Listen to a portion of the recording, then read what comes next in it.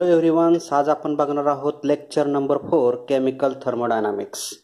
तर त्यामध्ये आपण आज पॉइंट बघूया, experimental determination of elevation of boiling points. Elevation of boiling points. तर याच्यामध्ये हे आपण ॲपार्टस घेतलेला आहे. त्या ॲपार्टसचं नाव आहे बॉइलिंग ट्यूब आहे. तर याच्यामध्ये आपण experimental determination of elevation of boiling points हे आपण कॅल्क्युलेट किंवा डिराईव्ह करू शकतो. हे एक्सपेरिमेंट आपण करणार आहोत. तर आपण तो एक्सपेरिमेंट कसा आहे तो बघूया. The ॲपार्टस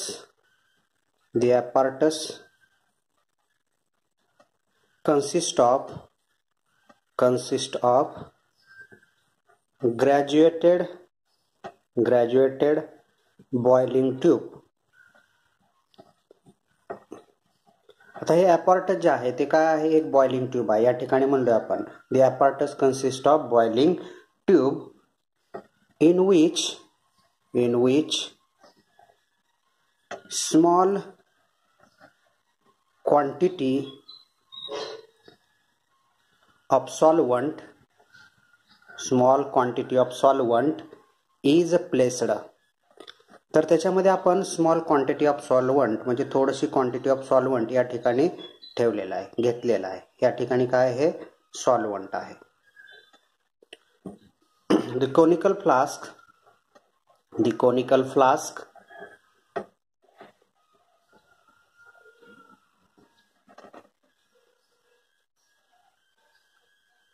also solvent is placed. आणि कोनिकल फ्लास्क मध्ये पण आपण सॉल्वंट घेतलेला आहे, तेच सॉल्वंट आहे. ज्या ठिकाणी जे सॉल्वंट आहे तेच सॉल्वंट आपण कोनिकल फ्लास्क मध्ये पण घेतलेला आहे. And boil. आणि कोनिकल फ्लास्क मधलं सोल्युशन आपण काय केलेलं आहे, बॉईल केलेलं आहे. बॉईल केल्यानंतर काय होईल, the vapours of solvent are then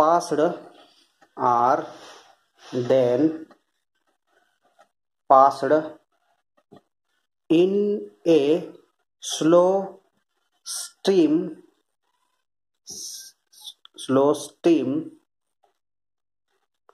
of bubbler.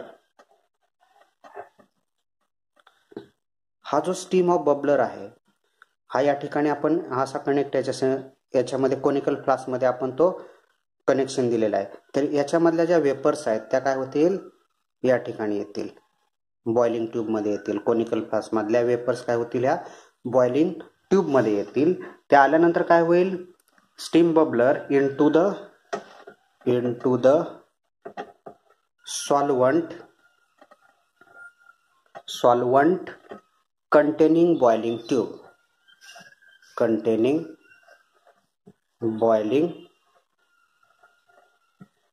Solvent containing boiling tube. तर बॉइलिंग ट्यूब मध्ये सॉल्वंट आहे, तर त्या वेपर्स काय झालेल्या आहेत, याच्यामध्ये त्या आलेल्या आहेत. The solvent temperature rise.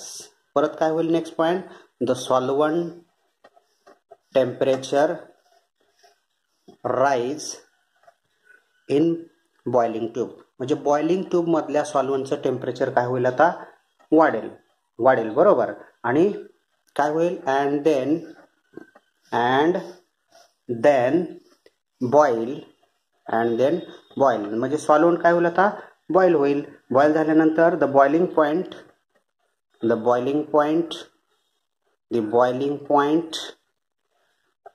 Is T0 remain constant.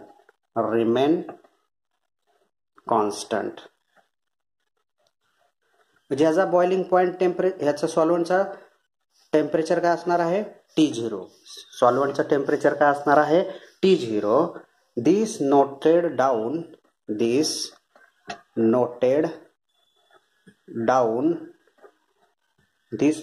Down thermometer reading.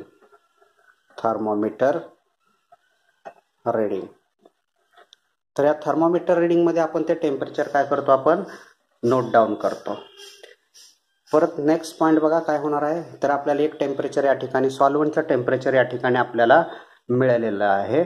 A small hole of boiling tube a small hole of boiling tube, excess vapor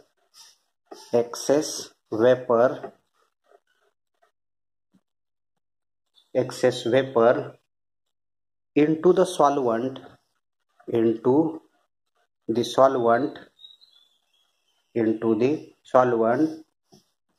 the small quantity of weight of solute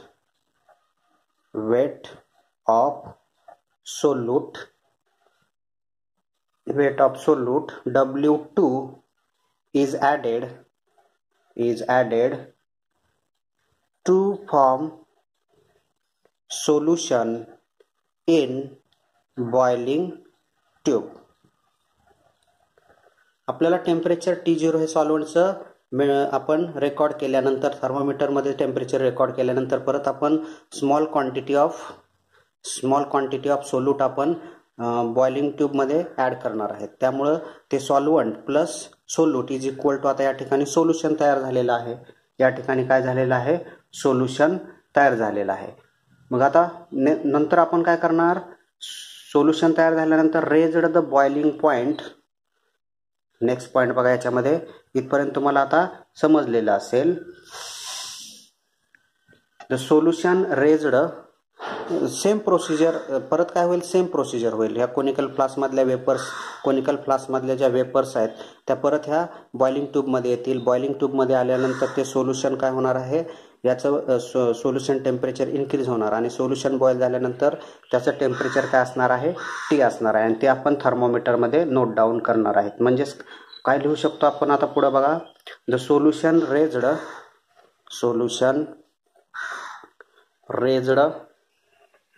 to boiling point passing the vapor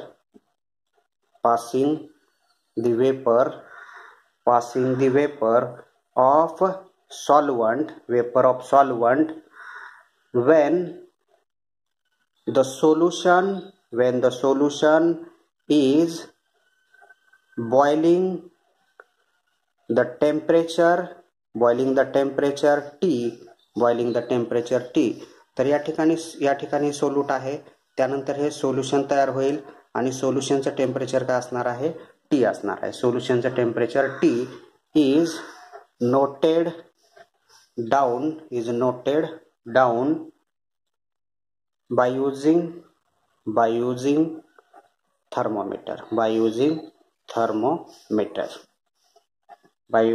thermometer.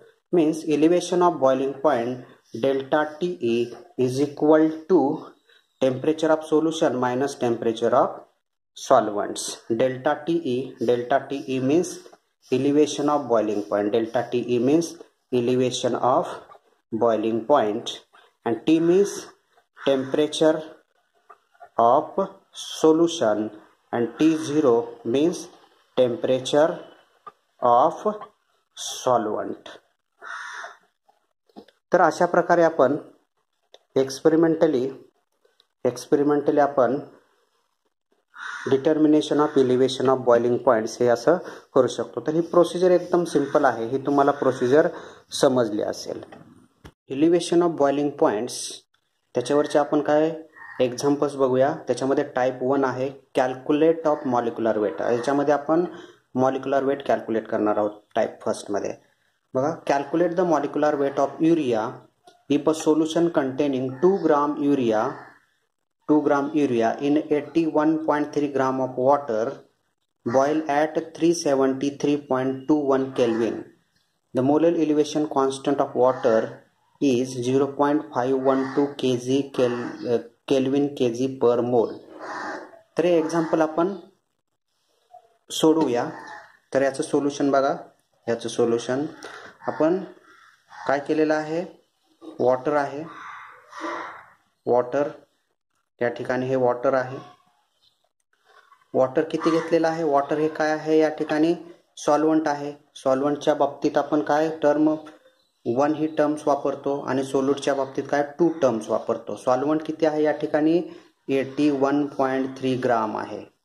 हे त्याचं weight दिलेलं आहे. म्हणजे काय दिलं आहे आपल्याला W1 is equal to value या ठिकाणी दिलेला आहे. वेट ऑफ सॉल्वंट किती आहे 81.3 ग्राम या ठिकाणी दिलेला आहे.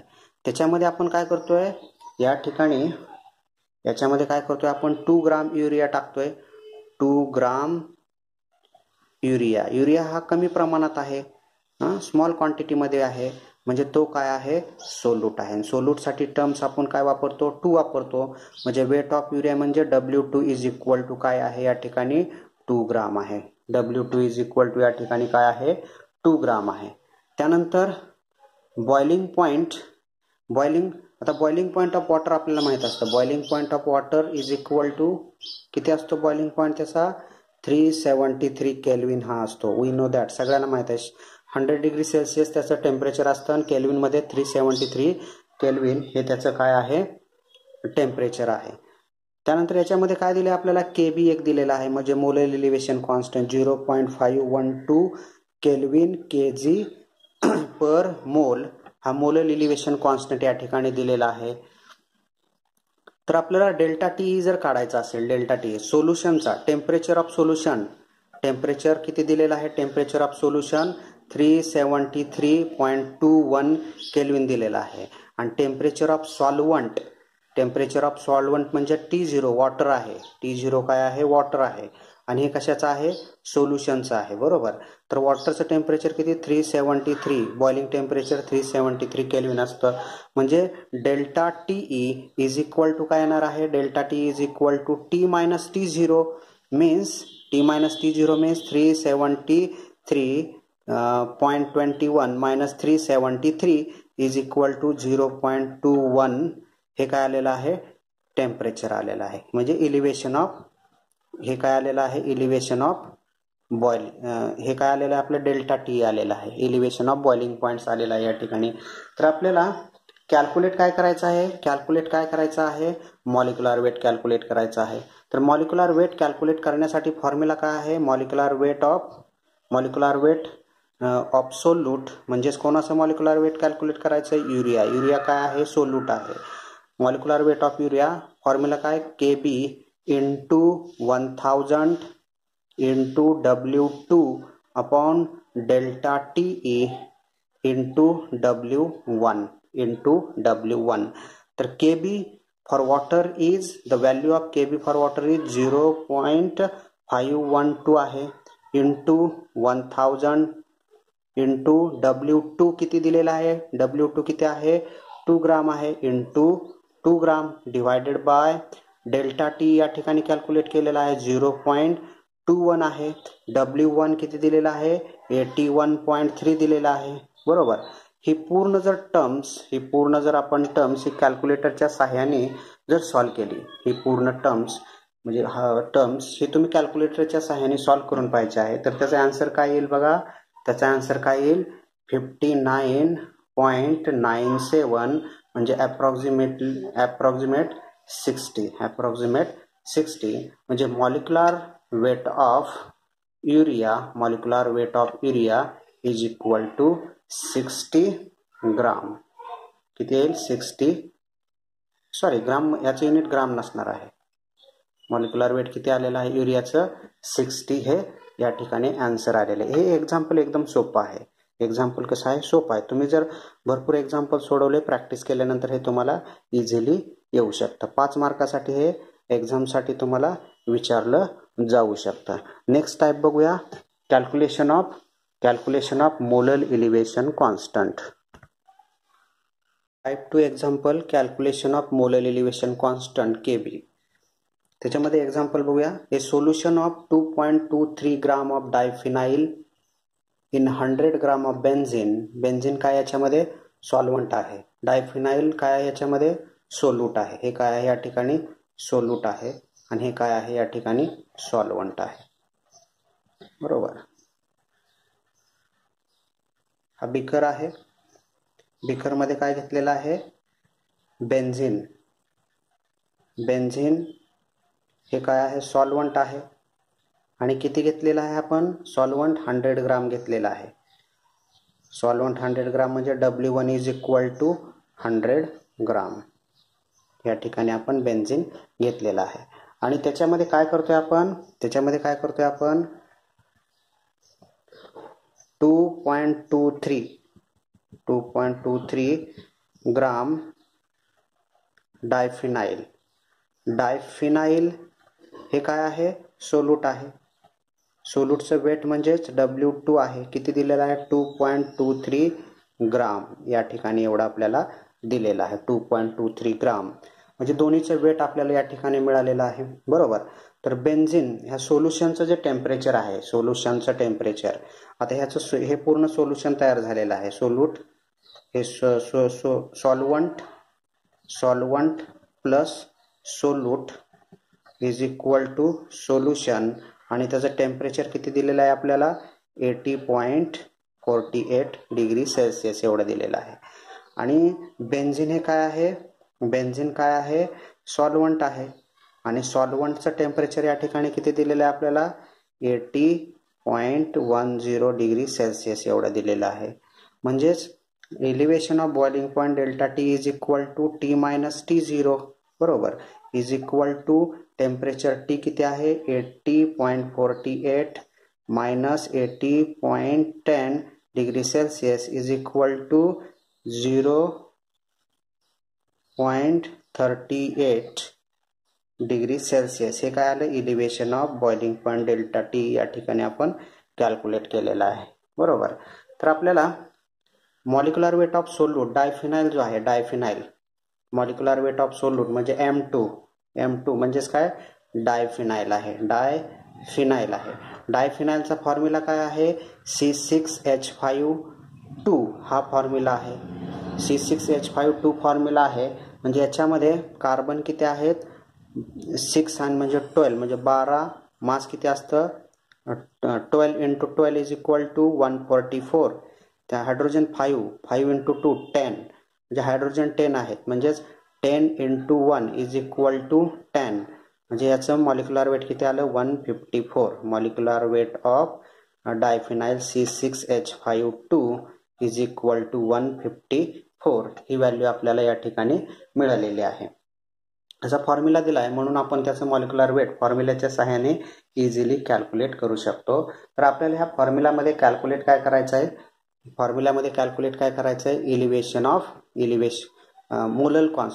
मोलल इलिव्हेशन कॉन्स्टंट म्हणजे elevation of boiling point delta T is equal to KB × M. हा फॉर्म्युला आपल्याला सर्वांना माहित आहे. तर KB इज इक्वल टू काय येईल? KB is equal to delta TE upon M. बरोबर. Delta TE upon M. But M is equal to, M ची व्हॅल्यू काय असते? M is equal to 1000 × W2 upon M2 × W1. हा पण molal M ची value ही आपल्याला माहित आहे. तर आपण ही फॉर्म्युल्यामध्ये ठेवूया. म्हणजेच KB is equal to delta TE upon M ची व्हॅल्यू काय? 1000 × W2 अपॉन M2 × W1. आता ह्याचं जर आपण सिम्प्लिफाय केलं, KB इज इक्वल टू ही टर्म्स आहे डिनॉमिनेटरची, हे एकदम वरती जाईल न्यूमरेटर. डेल्टा टी सोबत मल्टिप्लाय होईल. म्हणजे डेल्टा TE × M2 × W1 ही पूर्ण टर्म्स ह्याच्यासोबत मल्टिप्लाय होईल. × 1000 × W1. बरोबर. KB is equal to delta T या ठिकाणी काढलेला आहे 0.38 × M2 म्हणजे molecular weight of diphenyl 154 × W1 या ठिकाणी दिलेला आहे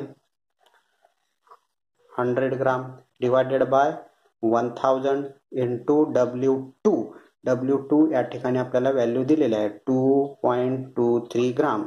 therefore KB is equal to, आता ही पूर्ण टर्म जर तुम्ही कॅल्क्युलेटरच्या सहाय्याने जर सॉल्व्ह केली तर ह्याचे आन्सर काय येणार आहे? 2.62. आणि मोलल इलिव्हेशन कॉन्स्टंटचे युनिट काय असतं? केल्विन kg/मोल. आणि मी काय तुम्हाला लेक्चर नंबर 3 मध्ये सॉल्व्हंट्स आणि त्यांचे बॉइलिंग पॉईंट्स आणि मोलर इलिव्हेशन कॉन्स्टंट हे तुम्हाला दिलेले होते. तर त्याच्यामध्ये तुम्ही पाहिलं असेल तर molar elevation constant for benzene is 2.62 to 2.63 या दरम्यान molar elevation constant for benzene हे आपल्याला येईल. हे मोलर इलिव्हेशन कॉन्स्टंट कशाचं आहे? Molar elevation constant for benzene is equal to 2.62 Kelvin kg per mole. Kelvin kg per mole. तर हे एक्झाम्पल तुम्हाला समजलं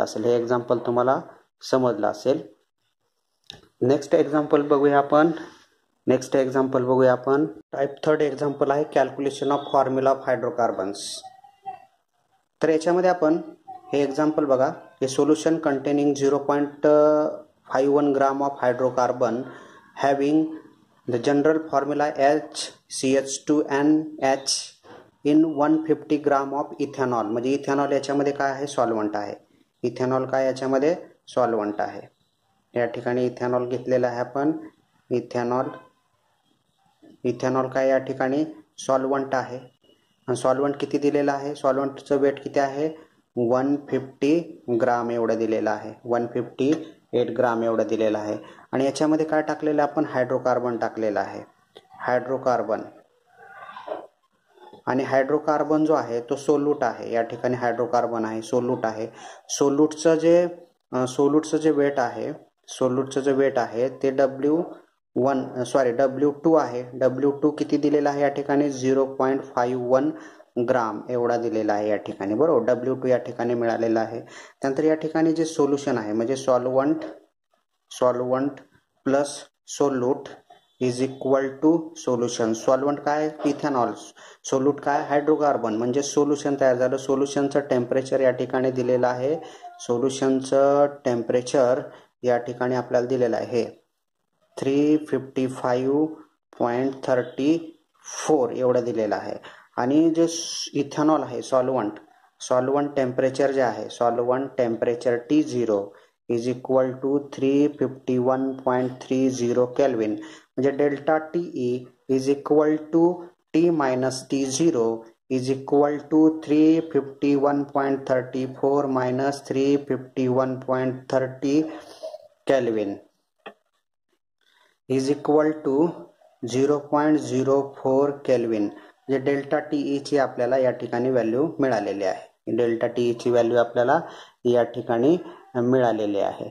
तर या ठिकाणी आपल्याला पहिल्यांदा काय काढावं लागेल? आणि मोलर इलिव्हेशन कॉन्स्टंट पण दिलेला आहे. तो किती आहे? KB for molar elevation constant for ethanol is 1.19 kelvin kg पर मोल. या ठिकाणी आपल्याला ही पण व्हॅल्यू दिलेली आहे. तर आपल्याला कॅल्क्युलेट काय करायचं आहे? सुरुवातीला molecular weight of solute calculate करावं लागेल. त्यानंतरच आपल्याला त्याचा फॉर्म्युला आपल्याला कॅल्क्युलेट करता येईल.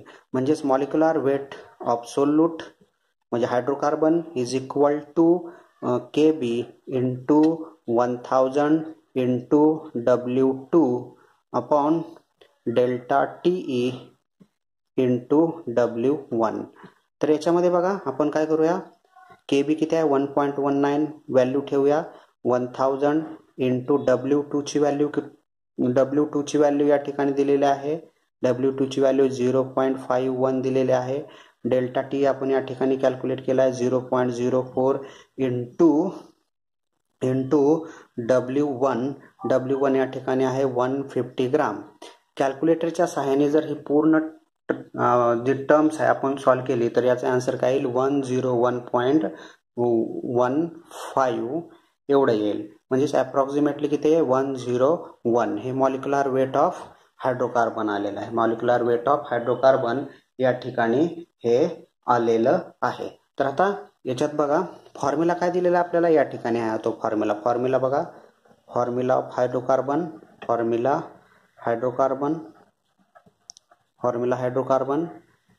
काय आहे? HCH2NH हा फॉर्म्युला दिलेला आहे. तर आपल्याला हा फॉर्म्युला कॅल्क्युलेट करायचा आहे. फॉर्म्युला कॅल्क्युलेट करण्यासाठी point number 1 mass of 2 hydrogen is equal to 2, बरोबर, म्हणजे 2 इंटू 1 इज इक्वल टू 2 येणार आहे. त्यानंतर सेकंड पॉईंट बघा, मास ऑफ 2 हायड्रोजन का बघितलं, इथे एक हायड्रोजन इथे एक हायड्रोजन, यांचं जर आपण सेपरेट केलं तर मास ऑफ CH2 चा जर मास आपण बघितलं, CH2 हा मधला CH2, तर किती असणार आहे, कार्बनचं 12 मास आहे, हायड्रोजनचं 2, म्हणजेच किती आलं, 14 आलं, म्हणजे 14 आलं. 12 + 2 इज इक्वल टू 14. तर टोटल जे मॉलिक्युलर वेट आहे, मॉलिक्युलर वेट ऑफ CH2N, पहिल्यांदा आपण बघूया आता मॉलिक्युलर वेट ऑफ CH2N. फक्त आपल्याला मॉलिक्युलर वेट ऑफ CH2N बघायचं आहे, तर CH2N म्हणजे एवढाच याचं बघूया.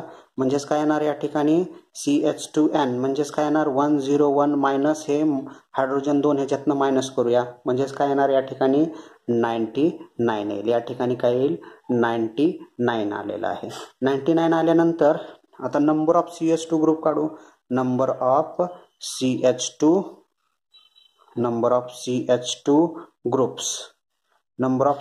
ग्रुप्स इज इक्वल टू, हे मास किती आलेला आहे, 99, आणि CH2चं मास किती आहे, 14 आहे, divided by 14 is equal to 70.1 is equal to 7. म्हणजे आपला फॉर्म्युला काय आलेला आहे, आता बघा फॉर्म्युला काय आलेला आहे, या ठिकाणी n ची व्हॅल्यू काय आलेली आहे, n ची value n is equal to 7 value आलेली आहे, बरोबर. CH2 ग्रुप किती आहेत, टोटल 7 आहेत, म्हणजेच फॉर्म्युला काय येणार, HCH2 7H हा आपला फॉर्म्युला आलेला आहे. आता या फॉर्म्युल्यामध्ये हा फॉर्म्युला आपण कसं लिहू शकतो बघा, C किती आहे त्याच्यामध्ये 7 आहेत, आणि H किती आहे त्याच्यामध्ये 7 इंटू 2 14 15 आणि 16 H16 हा आपला फॉर्म्युला आलेला आहे. म्हणजे फॉर्म्युला ऑफ हायड्रोकार्बन